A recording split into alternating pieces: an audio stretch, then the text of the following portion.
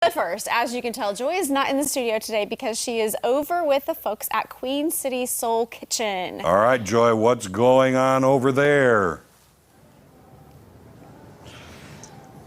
I want to tell you something. This is my first visit to Queen City Soul Kitchen. I've been wanting to come here since it opened, and I finally made it. If you haven't been here, you have to check out this place. Lyle Foster is one of the owners, along with my friend Francine Pratt, hello, Francine. She's back there in the kitchen. They're going to open the doors at 4 o'clock, but I'm telling you, this is soul food at its finest. Lyle, first of all, thank you for taking time. It's good to see you, Joy. It's good to see you again, and too. And welcome back to the north side. Why, thank you. You know, I do live on the north side, yes, but I don't hover around as much as I would like. But believe me, now I know where you are, besides Big Mama's, so I'm going to be here a lot. Talk about how we got here to begin with. You've had Big Mama's for several years, but I know, soul food. It was time. It was time to bring some soul food to the Queen City. Well, you just answered that. You just said it. Well, I've been in Springfield almost 16 years. Hard to believe sometimes. And over the years, I've just noticed there's a really big void, and that void has been around really having somewhere that really served a soul food menu. Mm-hmm. So my collaborator or partner in crime, Francine Pratt, we've actually talked about that many, many times. And of course, the conversation already was somebody needs to fill in that gap. So let's just do it, right? Well, eventually that's what it came to. And by the time we decided it was time to fill in the gap, it was about the time of 2020 in the pandemic. We had tried a few things at Big Mama's before, just kind of a soul food Sunday. But to actually put it into a concept and to actually open a place, it took place in 2020. Well, we're glad that it did, and you're still here, and we're still here, thank goodness. What is soul food anyway? Well, soul food is it's a lot of ways to describe it. So the simple thing for me sometimes, it's the food that really speaks to who you are, to your inner being. But historically, it really came out of an African-American tradition. Our ancestors who were in bondage, who were enslaved, many times the food items that they were given were things that their owners threw away.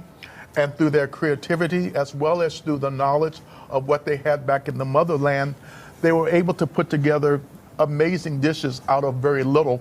Anything from parts of pigs and hogs to just taking the crops from the fields, and with some amazing seasonings and just really some culinary skills. And then over the years, those recipes that many times were not even written down were passed from generation to generation. Thank goodness. And we have come to know it and love it as soul food because it's good for your soul. It is good for your soul. What are some of the items that you're referring to here that maybe the folks didn't want? Sure. Well, the one that my mother just loved was actually chitlins. Chitlins is a deal. Oh, and yeah. I even asked sometimes students, I said, do you all know what chitlins are? And they say everything under the sun. But actually, it was the hog intestines that were literally thrown out of the kitchen.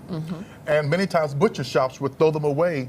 But people who were poor, people who were in bondage, they would actually get those free.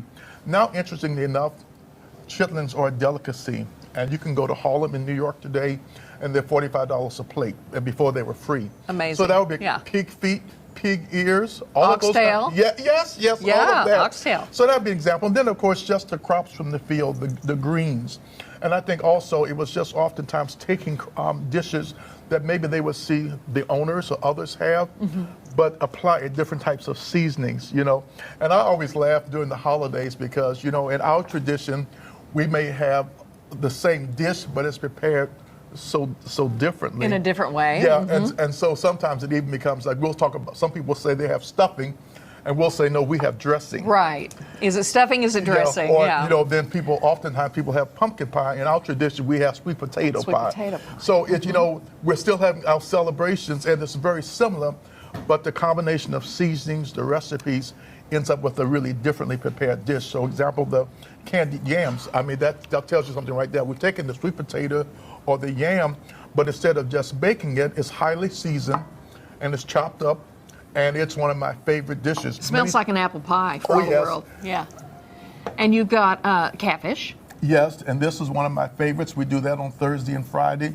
So it's kind of catfish night. And I can't even come here myself about getting a catfish fillet. sometimes putting hot sauce, sometimes putting tartar sauce. And Yes, of I'm course. sitting over in the corner smiling. And I think a few weeks ago, I had Francine, in fact, make a little video, and I was just like, this catfish is finger licking good. In a bit of a trance. I've had to keep Yes. his hands off the catfish, but we're going to let you get Yes. into it in a minute. Well, we've got collards, we've got cornbread. Do you put vinegar on your collards? I don't put vinegar, but a lot of people ask for vinegar. I like a I'm little good with vinegar just on the my collards. seasoning meat Uh-huh. that Oh, we I'm put good. in it. I'm good with with that, that just in that. too, And collard but- greens are good for you. Collard greens are delicious. Okay, so Francine is back there putting together the banana pudding and the peach cobbler that's going to be served later, but we're going to make her take a break, and she's going to come back and talk to us about all the other things that are on the menu and where these recipes came from. So guys, for now, here's with some peach tea. Back to you. This is the food I grew up on. I'm waiting for the cobbler myself. Sounds good. Sweet potato pie sounds good. All right.